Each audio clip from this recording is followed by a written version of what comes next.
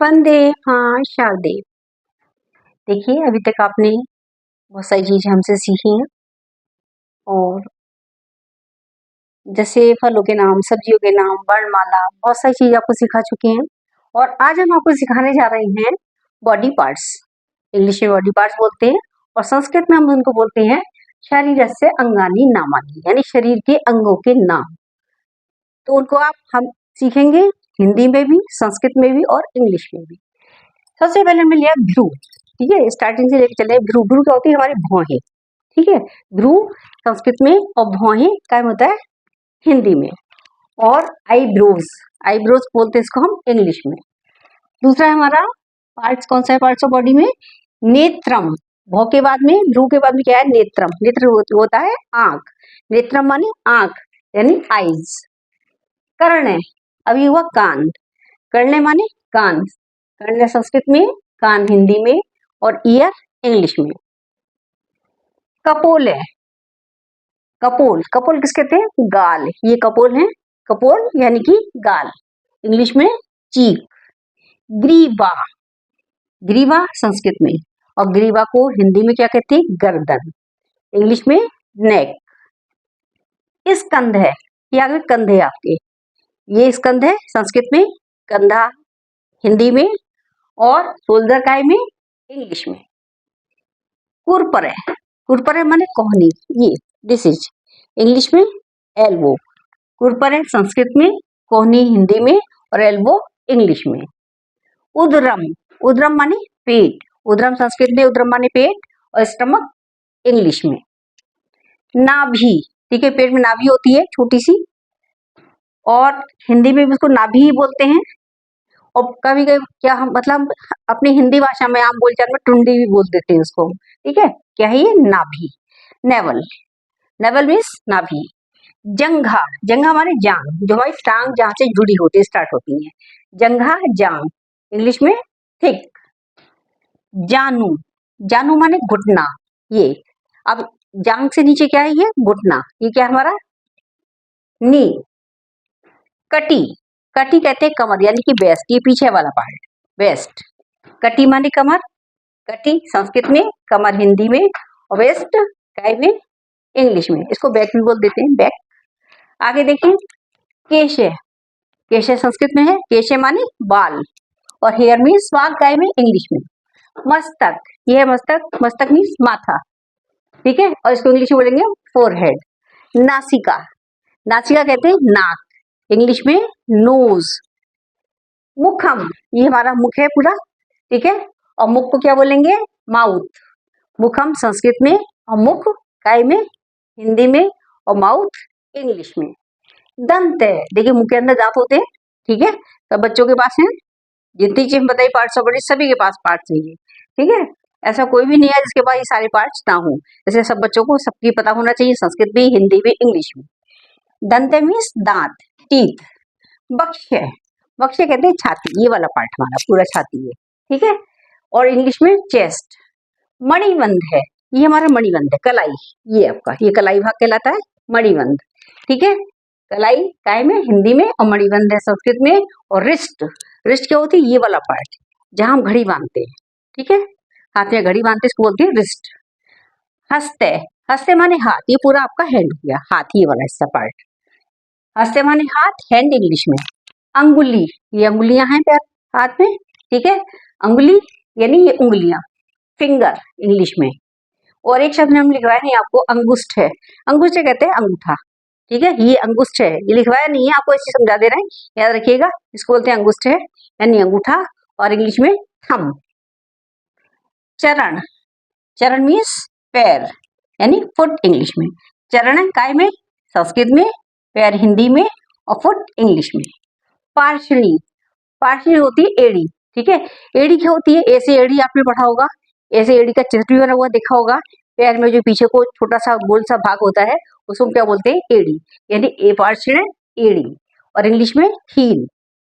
Gulf है, gulf कहते हैं टखना, एंकिल। देखिए उसी पार्ट में जुड़ा होता है, पैर में ही जुड़ा होता है एंकिल। ठीक है, टखना यानी कि एंकिल। चलिए आगे देखिए और नया सीखें। संस्कृत के प्रारंभिक ज्ञान में आप सीख रहे हैं ज्ञानेंद्रियाणी। ज्ञान माने ज्ञान की इंद्रियां, ठीक है। और इसको हम आपको बताने जा रहे हैं हिंदी में क्या कहते हैं, संवेदी अंग, और इंग्लिश में कहते हैं इसको हम सेंस ऑर्गेन्स। यानी कि ज्ञानेंद्रियाणी, ज्ञान की इंद्रियां जो हमें ज्ञान देती है, हमें आगाह करती है, हमें हम जिससे हम भाव से समझ सकते हैं आगे, ठीक है। तो संवेदी अंग जो हमें संवेदना प्रकट होती है, जैसे हमें संवेदना होती है, हमें लगता है कि हाँ भाई कुछ ऐसा हो रहा है, या हम किस उससे क्या महसूस करते हैं, वो हमारे होते हैं संवेदी अंग यानी सेंस ऑर्गेन्स। देखिए सबसे ये होते हैं हमारे 5 संवेदी अंग, हमारे होते हैं 5। कौन कौन से होते हैं, देखिए कान होता है, ठीक है, नंबर 1 पे कान, नंबर 2 पे आंख, और नंबर 3 पे हमारी हो गई है स्किन यानी त्वचा, फिर जीभ, और उसके बाद नासिका यानी नाक, ठीक है। हमने इनको तीनों भाषाओं में बताया है, संस्कृत में भी, हिंदी में भी और अंग्रेजी में, ठीक है। देखिए ध्यान से, कर्ण है, कर्ण संस्कृत में, कर्ण माने होता है कान, कान हिंदी में है, और इंग्लिश में इसको बोलते हैं ईयर। दूसरा संवेदी अंग हमारा कौन सा है, आंख यानी कि आई इंग्लिश में, यानी कि नेत्र है, संस्कृत में नेत्र है, नयन, आई आंख।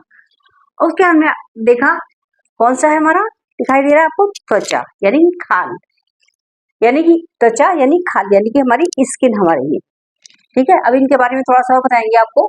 जिह्वा, जीवा संस्कृत में है, जीवा माने होता है जीव, और इंग्लिश में होता है टंग। और अगला जो हमारा संवेदी अंग है वो हमारा नासिका, नासिका माने नाक, और इंग्लिश में नोज। देखिए अभी मान लीजिए कि अब कहीं कोई ध्वनि सुना आ रही है, बाहर से दूर से आ रही है, या पास में है, या काफी फासले पर है, तो हम किससे पता लगाएंगे, हमारे कान सुन के बताएंगे हाँ भाई इस चीज की आवाज आ रही है, ठीक है। बाहर मान लीजिए सब्जी वाला सब्जी बेच रहा है, ठीक है, तो उसकी आवाज क्या आ रही है, सब्जी ले लो, या कोई भी आवाज, जो कोई भी बेचने वाला है, बच्चे रोने की आवाज है, हंसने की आवाज है, और बर्तन गिरने की आवाज है, वो हम किससे सुनते हैं, कान से। ये हमारा क्या है, संवेदी अंग यानी कान हमारा। नेत्र, आंखों से देखते हैं हम लोग, ठीक है, आंख से देखते हैं, पहचान पाएंगे कि हाँ भाई क्या चीज है। रंगों की पहचान, रंग देख रहे हैं भाई कैसा है, काला रंग है, नीला रंग है, पीला रंग है, इससे पहचानेंगे आंखों से यानी कि नेत्र, नयन से, ठीक है। त्वचा, ठीक है, ये हमारा बहुत ही इंपॉर्टेंट, वैसे हम संवेदी अंग है तो सारे ही महत्वपूर्ण, लेकिन त्वचा क्या है, त्वचा से हमें किसी ऐसे पता चलता है, जैसे मान लीजिए अभी आपके सामने हम बर्फ एक आपके हाथ पे लगाते हैं, तो कैसा लगेगा आपको, ठंडा है, ठीक है। ये बहुत कोई गर्म चीज लगाने के आगे बहुत तेज गर्म है, तो हमने किससे पहचाना, अब दूर से तो हम देख रहे हैं यहाँ ठंडा है, गर्म है, भाप निकल रही है, यहाँ गर्म है भैया, लेकिन हमने महसूस किससे किया, अपनी त्वचा से महसूस किया। त्वचा के पास अगर हम मान लीजिए कुछ गर्फ लगा देते, चाय का गर्म कप लगा दें, गिलास लगा दें, गर्म कोई भी चीज लगा दें, तो क्या कहेंगे, अरे भाई ये तो बहुत गर्म है। किससे पहचाना हमने, हमारी त्वचा से पहचाना हमने, हमारी स्किन से जब हमने कोई चीज टच हुई तो हमने उसको पहचाना, हाँ भाई क्या है हमारी, ये त्वचा है हमारी, ये त्वचा ने हमारी पहचान लिया कि हाँ भाई ये चीज कैसी है। इसके बाद देखिए जिह्वा, जिह्वा कहते हैं जीभ। देखिए किचन में खाना बन रहा है, ठीक है, और खाना बनने में आपको खुशबू तो आ रही है, कैसे आ रही है, वो तो नाक से आ रही है, लेकिन जब आप उसको खाएंगे, खाने के बाद बताएंगे हाँ भाई कैसी है, खट्टी है, मीठी है, कड़वी है, कसैली है, तीखी है, ठीक है, ये स्वाद पता लगता है। स्वाद कौन बताता है भाई, जीभ बताती है, जिह्वा, और इंग्लिश में इसको हम बोलते हैं टंग, ठीक है। जीभ से हमने चख के क्या बताया कि हाँ भाई ये सब्जी कैसी बनी है, ये चीज जो हमने खा रहे हैं वो क्या है, मिठाई खा रहे हैं आप, चॉकलेट खा रहे हैं, कुछ भी, तो किससे पता लगाएंगे हम, टंग से यानी कि जीभ से।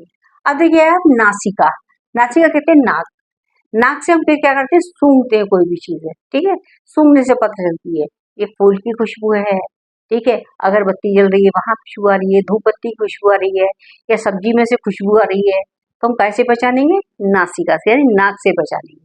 नाक से हम क्या करते हैं, सूंघने का काम करते हैं, ये हमारा क्या है, 5वां संवेदी अंग है।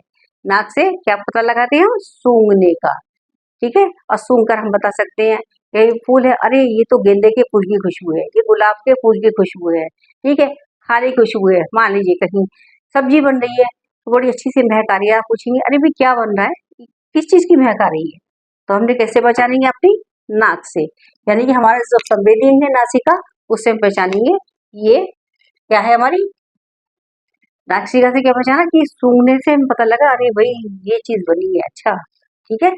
चलिए अब हमने लिया है आपके लिए कुटुंबजना, देखिए आपके परिवार में कौन कौन लोग होते हैं।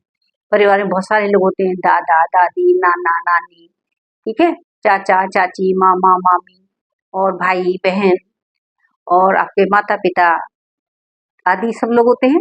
तो उनके बारे में हमने यहाँ पे बताया है। देखिए उनको हमने पहले संस्कृत में बताया है, उसके बाद हम उसको बताने जा रहे हैं आपको हिंदी में, और उसके बाद में इंग्लिश में, ठीक है। सबसे पहले आया शब्द हमने लिया है जनक है। जनक, जनक माने पिता और फादर। देखिए कुछ शब्द ऐसे बड़े कॉमन से हैं संस्कृत में, जैसे तात है। तात शब्द कहीं कहीं पुत्र के लिए भी आ जाता है, तात पिता के लिए भी आ जाता है, ठीक है। तो तात शब्द भी आता है। तात शब्द कई लोगों के लिए प्रयोग किया जा सकता है, जाता ही है। जब हम संस्कृत पढ़ेंगे आगे, जब बड़ी क्लासेस में पढ़ेंगे, तो आप तात शब्द का प्रयोग कई रूप में देखेंगे। जनक है पिता यानी कि फादर, इंग्लिश में जननी। जननी कहते हैं माता यानी कि मदर, माँ, माता, ठीक है। जननी, जननी के जो आपका संस्कृत की जो हिंदी है वो माँ है या माता यानी कि मदर। पितामह, पितामह, पितामह यानी कि दादा, यानी पिताजी के पिताजी यानी कि दादा। पितामह दादा, और इंग्लिश में हम बोलेंगे इनको ग्रैंडफादर। आगे देखिए, पितामह दादा और मातामही दादी, ठीक है। ये क्या कहलाती है? हमारी ग्रैंड मदर। ग्रैनी भी बोल देते हैं आप लोग जब शॉर्ट में लिखते हैं, जब आपको छोटे बच्चों को ज्ञान कराया जाता है परिवार के सदस्यों का, उसमें ग्रैनी भी लिखा होता है, ठीक है। देखिए ग्रैंड मदर वो शॉर्ट में है ग्रैनी शब्द। आगे देखिए, भ्राता, भ्राता माने भाई। भ्राता क्या है? संस्कृत में है, और हिंदी में क्या है? भाई, इंग्लिश में ब्रदर। ऐसे अगला शब्द है आपका बहन। बहन की, सॉरी ये हमने यहाँ पर थोड़ा सा लिख दिया है। देखिए भगनी संस्कृत में है, आपको यही बता दे रहे हैं, इसको मिटाने की अपेक्षा ही बता दें। भगनी संस्कृत में है और बहन हिंदी में है, और इंग्लिश में सिस्टर। भगनी शब्द यहाँ आता है संस्कृत में। भगनी माने बहन, भगनी काय पे आया है? हमारा संस्कृत में, और बहन हिंदी में, ठीक है, और इंग्लिश में सिस्टर। भर्तारे, भर्तारे कहते हैं पति, यानी भर्तारे मीन्स होता है पति। भर्तारे संस्कृत का शब्द है और पति हिंदी का शब्द है, और उसको इंग्लिश में क्या कहते हैं? हस्बैंड। आगे देखिए, भार्या, भार्या माने पत्नी, और इंग्लिश में वाइफ। आगे देखिए, पितृव्य। देखिए जो आपके पिताजी हैं और पिताजी से उनके छोटे भाई हैं, पिताजी के आपके फादर के जो छोटे भाई हैं, उनको हम पितृव्य बोलेंगे। पितृव्य यानी चाचा। चाचा का हम बोलते हैं हिंदी में चाचा, चाचू, चाचू भी बोलते हैं भाई, हैं। और इंग्लिश में अंकल। पितृव्य माने चाचा हिंदी में, और अंकल इंग्लिश में। पितृव्या, पितृव्या यानी कि चाची। देख रहे हैं यहाँ पर क्या है हमारा? कौन सा है? पुल्लिंग है। पुल्लिंग में ये आया है, और स्त्रीलिंग में क्या हो गया? आ मात्रा लगने से ये स्त्रीलिंग बन गया। पितृव्या चाची यानी कि आंट। सोदर, सोदर कहते हैं चचेरा भाई यानी कजिन। सोदर चचेरा भाई कजिन, और सोदरी यानी चचेरी बहन, ठीक है। तो वो भी आप कजिन ही बोलेंगे। अब देखिए मामा के बच्चे हैं, मौसी के हैं, और आपके चाचा के बच्चे हैं, ताऊ के बच्चे हैं, क्या बोलेंगे? ये हमारे कजिन है। इंग्लिश में तो यही बोलते हैं, ठीक है। और हिंदी में कहते हैं तहेरा भाई है, हमारा चचेरा भाई है, आप हिंदी में इस तरीके से बोलते हैं उनको, ठीक है। तो उसमें क्या है आपका? सोदर, सोदर चचेरा भाई यानी कि कजिन। अब देखिए दोनों में जरा सा अंतर है, सहोदर और सोदर। सोदर तो चचेरा भाई हुआ, और सहोदर, सह माने साथ, उदर माने पेट, यानी एक ही पेट का, यानी कि सगा भाई। सहोदर सगा भाई, ठीक है। और इंग्लिश में क्या बोलेंगे हम? Real brother. आगे देखिए, मातुलह मामा, मैटरनल अंकल, ठीक है। और इसे मातुला मामी के लिए आ जाएगा। सब ना लिखवा करें, हम शॉर्ट में आपको बताते भी चल रहे हैं। भीमटा, ये थोड़ा अलग शब्द है। भीमटा ये भग्नीपति यानी जीजा जी, यानी कि ब्रदर इन लॉ। भ्रात पुत्र, भ्रात पुत्र यानी भतीजा, भाई का पुत्र क्या कहलाएगा? भतीजा, और इंग्लिश में नेफ्यू। भ्रात सुता, भाई की बेटी क्या कहलाएगी? भतीजी, और इंग्लिश में नीस। अब अगला शब्द है आपका पितृश वसु यानी फूफा। इसको भी इंग्लिश में अंकल ही बोलेंगे। पितृश वसु फूफा, और पितृश बसा, अगर बसा होता तो यहाँ बुआ होता, ठीक है। आज के लिए इतना ही। नमस्कार, धन्यवाद।